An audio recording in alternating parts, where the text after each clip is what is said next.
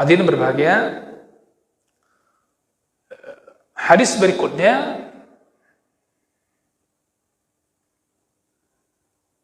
dari Anas radhiyallahu anhu, anna Rasulullah sallallahu alaihi wasallam akhadha sayfan yawma Uhud, faqala man ya'khudhu minni hadha, fabasatu aydiyahum, kullu insanin minhum yaqul ana ana, qala faman ya'khudhuhu bihaqqihi, فأحجم القوم، فقال أبو دجانة رضي الله عنه أنا آخذه بحقه، فأخذه ففلق به هام المشركين، رواه مسلم. Hadis ini Anas radhiyallahu anhu menceritakan sebuah kejadian ketika perang Uhud, yang konteksnya ketika perang antara kaum muslimin, Rasulullah SAW dan para sahabat menghadapi orang-orang musyrikin yang bersuku, yang ingin membalas, ingin memerangi Rasulullah dan para sahabatnya. Ketika itu Rasul mengatakan, kata Anas, Rasul mengambil satu pedang, kemudian beliau mengatakan, man ya'khudhu minni hada, siapa yang akan ambil pedang ini dariku? Siapa yang akan ambil pedang ini dariku? Kata Rasulullah SAW dalam perang Uhud, ketika perang Uhud. Kita tahu jemaah sekalian, perang Uhud ini salah satu perang yang besar yang pernah Rasulullah SAW lakukan sendiri bersama para sahabatnya. Uhud ini sendiri adalah sebuah gunung yang dekat dengan Madinah, di sebelah utara Madinah. Ya, sebab peperangan itu terjadi karena orang Quraisy mengalami kekalahan ketika perang Badar. Ya. Yang mana orang Quraisy ketika perang Badar, banyak tokoh-tokoh mereka, pembesar-pembesar mereka mati. Ya, maka mereka ingin membalasnya. Maka datang ke Madinah, ingin memerangi Rasulullah SAW. Maka Nabi SAW bermusyawarah dengan para sahabat-sahabat beliau ketika beliau tahu akan kedatangan orang-orang Quraisy ini. Maka keputusan yang diambil adalah Rasul SAW dan para sahabat tetap di Madinah. Ya, tetap di Madinah. Ya, itu di antara usulan yang muncul. Ya, nanti kalau mereka masuk, orang-orang Quraisy masuk ke Madinah, baru diserang. Ya, jadi ada yang berpendapat mengusulkan agar keluar saya menemui mereka. Maka Nabi SAW pun beliau masuk ke rumahnya dan menggunakan pakaian perang lengkap dengan senjatanya, kemudian beliau baru keluar. Maka Nabi pun memerintahkan mereka para sahabat untuk pergi ke Uhud sana. Kalau sekarang kan semua dia katakan Madinah. Ya, Madinah dulu itu adalah Masjid Nabawi. Ya. Kemudian dari Madinah itu ke Uhud lebih kurang 4 atau 5 kilo. Kemudian berjumpalah di Uhud sana. Para sahabat telah diatur dengan rapi sehingga ada di kalangan sahabat yang ahli memanah. Mereka diposisikan di Jabal Rumat. Dikatakan sekarang Jabal Rumat itu jabal, sebuah bukit kecil yang hari ini posisinya di depan pemakaman syuhada Uhud. Bukit kecil, disitulah para pemanah, ahli memanah karena para sahabat siap siaga. Kemudian itu jumlah mereka sekitar 50 orang. 50 orang sahabat Nabi di atas bukit tersebut. Ya. Dan dipimpin oleh Abdullah bin Jubair radhiyallahu an, dan dikatakan kepada mereka, jangan ada yang meninggalkan tempat ini, tetap di tempat ini. Kita apapun kondisinya, menang atau kalah, tetap harus di bukit ini. Itu sekilas tentang kejadian perang Uhud. Maka ketika bertemu dua orang kafir dan orang kaum muslimin, di awalnya orang musyrikin ini bisa dikalahkan, sehingga berbalik ingin arah. Namun turunlah kaum muslimin untuk mengumpulkan ghanimah. Nah, disinilah balik lagi siapa? Orang-orang musyrikin menyerang kaum muslimin. Ya, insyaallah. Ya, kami dulu ketika diceritakan ini dibawa langsung oleh Syekh untuk datang ke bukit itu, disitulah dicerita. Jadi membayangkan visualisasi dari sana datang, dari sini datang, balik mereka. Sehingga kita merasakan begitulah Rasulullah dulu hadir di Uhud itu diserang oleh orang musyrikin. Maka ya, ada yang turun untuk mengambil ghanimah, rampasan perang, dan mengumpulkannya. Diingatkan oleh ketua kelompok mereka, oleh komandan mereka, akan sabda Nabi SAW agar tetap di sana, jangan ada yang turun. Akan tetapi mereka, para sahabat ini mengira itu perang sudah selesai, karena tadi musyrikin sudah pergi. Itulah dugaan para sahabat. Tapi disinilah butuhnya taat komando. Kalau dikatakan tetap, ya tetap di situ dulu. Ada dugaan-dugaan kita berikutnya itu nanti dulu. Ini tadi perintahnya tetap, ya tetap. Luar biasa strategi. Akan tapi ketika itu tidak dipatuhi, disinilah awal kekalahan. Jadi kemenangan itu ada pada ketaatan. Sebagaimana kekalahan itu ada pada kemaksiatan. Ya, konsepnya demikian. Maka tidak ada yang tinggal kecuali beberapa orang saja. Nah, karena mereka lihat orang musyrikin. Ya. Kemudian hadirin saya muliakan, sehingga di kala itu kaum muslimin ya, banyak yang meninggal dunia syahid. Ya, 70 orang di kalangan para sahabat, di antaranya Hamzah bin Abdul Muttalib, pamannya Rasulullah SAW, paman beliau yang dikatakan dengan singa Allah dan singa Rasulnya. Meninggal Hamzah dan dikebumikan di sana. Nah, maka ini musibah besar. Ketika itu mereka mengatakan, bagaimana ini bisa terjadi? Anna hadha. Bagaimana kita bisa kalah sedangkan Rasulullah SAW bersama kita? Wa nahnu jundullah. Sedangkan kita ini adalah tentara Allah Azza wa Jalla. Sedangkan mereka adalah orang musyrikin ini, ma'ahumus syayatin, syaitan-syaitan bersama mereka.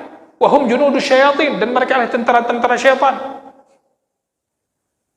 Maka ini semua jawabannya itu disebabkan oleh kalian sendiri. Allah menyebutkan di surah Ali Imran 165, awalamma asabatkum musibah أولما أصابتكم مصيبة قد أصبتم مثليها قلتم أن هذا قل هو من عند أنفسكم. Sebabnya apa? Li'annakum asaitum, karena kalian bermaksiat. Artinya kalian enggak taat terhadap komando tadi yang tadi dikatakan, yang tadi diperintahkan oleh Rasulullah, dan pemimpin kalian juga sudah mengatakan jangan turun, jangan berpisah, jangan bercerai-berai, tetap di tempat yang telah diposisikan. Kalian tidak mengikutinya. Ini sebagaimana kata Allah, hatta idza fashiltum wa tanaza'tum fil amri wa 'asaytum min ba'di ma arakum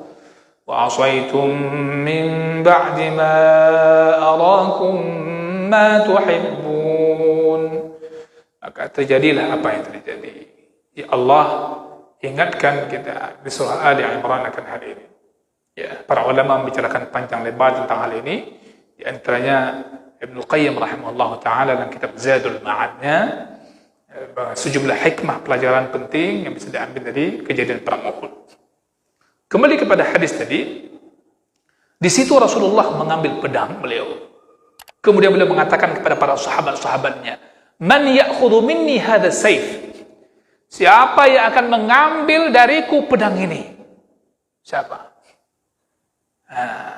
Maka semua mereka para sahabat yang kita tahu mereka orang bersegera dalam kebaikan mengatakan, ana, saya ya Rasulullah, semua saya. Pedang tidak bawa.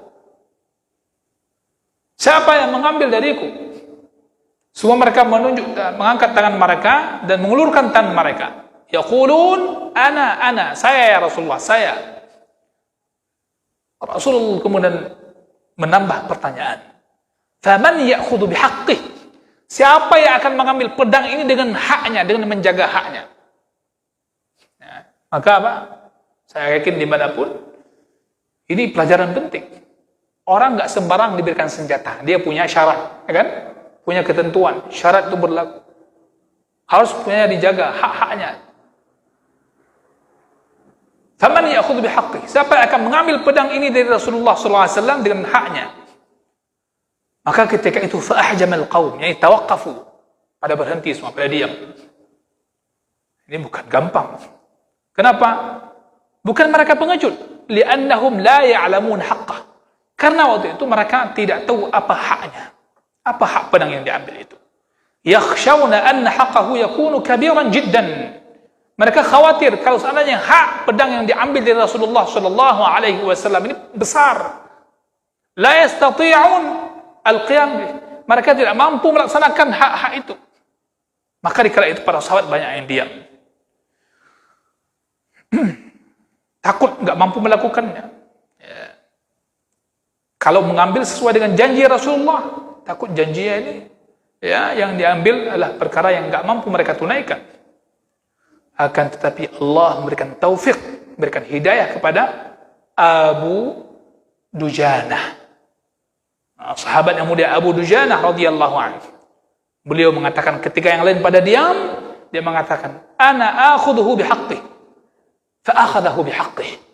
Ya Rasulullah, saya akan mengambil dengan haknya. Saya akan mengambil dengan haknya. Maka Abu Dujanah pun mengambilnya. Fa akhadahu bihaqqih. Wa huwa ayyadriba bihi hatta yankasir. Artinya dia mengambil hak, dia menjadikan pedang itu, dia memukul melawan musuh sehingga pedang itu pun bisa pecah. Dan dia berperang dengannya. Dan dia memecahkan apa? Kepala-kepala orang musyrikin semua. Radhiyallahu anhu.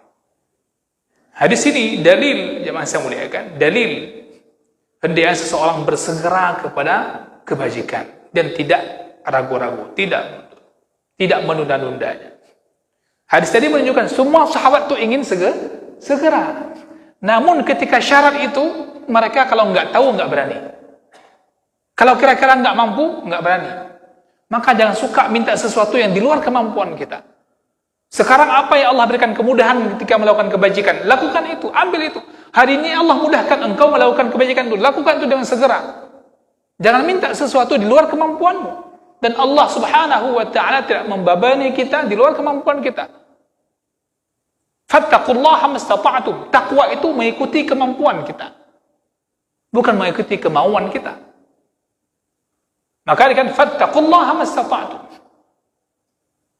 Disinilah sahabat yang mulia ini mengambilnya dengan minta tolong kepada Allah. Ini kuncinya. Ketika kita melakukan sebuah kebaikan, lakukanlah kebaikan disertai dengan hati kita minta tolong kepada Allah. Ya Allah, saya akan melakukan ini, bantu saya ya Allah. Ya Allah, saya pergi ke masjid untuk salat, bantu saya ya Allah. Berikan kekuatan bagi saya. Semua kebaikan apapun. Ya. Allah berikan kita, anugerahkan kita anak. Minta tolong kepada Allah. Ya Allah, bantu saya ya Allah untuk mendidik anak saya. Menyekolahkannya. Memberikan pemahaman agama yang benar kepadanya. Allah akan bantu. Jadi melakukan kebaikan itu bukan mengandalkan kekuatan pribadi kita, badan kita, fisik kita, tidak. Tapi hadirkan Allah. Ini yang ada pada para sahabat radhiyallahu alaihim. Maka orang yang minta tolong kepada Allah, dia berbaik sangka kepada Allah. Minta tolong kepada Allah sekaligus berbaik sangka kepada Allah Subhanahu wa ta'ala. A'anahu Allah. Jaminannya Allah pasti menolong dia. Inilah di antara hal yang selalu kita ulang ayat yang kita baca-baca dalam Fatihah, surah Al-Fatihah. Iyyaka na'budu wa iyyaka nasta'in. Bukankah kebajikan yang kita lakukan itu merupakan ibadah? Kalau itu sebuah ibadah, kenapa kita tidak minta tolong kepada Allah agar Allah berikan taufik dalam ibadah kita? Ya. Katsirun minan nas, banyak orang yang boleh jadi dia memperbanyak ibadahnya. Akan tetapi dia ataupun dia melihat ibadah ini besar, sesuatu yang berat, sehingga akhirnya dia meninggalkan ibadah itu. Ya, akan tapi mesti kita ingat, katakan kepada orang melakukan ibadah itu, ista'in billah, minta tolong kepada Allah. Minta tolong kepada Allah. Ya. Bapak yang saya muliakan, minta tolong kepada Allah berarti sekaligus tawakal kepada Allah.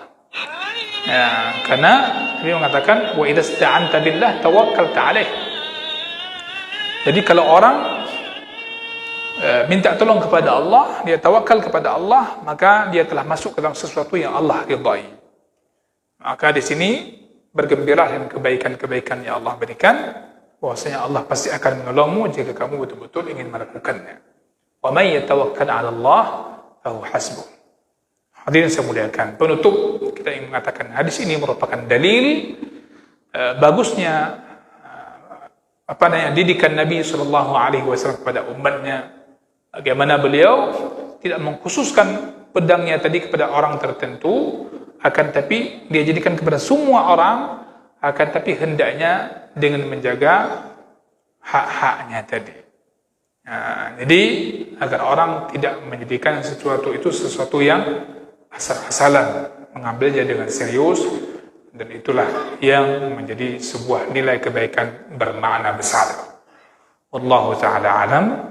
Maaf secara kekurangan, insyaallah pertemuan yang akan datang kita akan masuki hadis berikutnya, hadis yang luar biasa penting sekali ini, ya, mengikuti zaman yang kita hadapi hari ini, ya, yang bagaimana arahan Rasulullah di situ dan para sahabat, memang mesti kita pelajari ke depan insyaallah. Subhanakallah bihamdika asyhadu an la ilaha illa anta astaghfiruka wa atubu ilaik. Wassalamualaikum warahmatullahi wabarakatuh.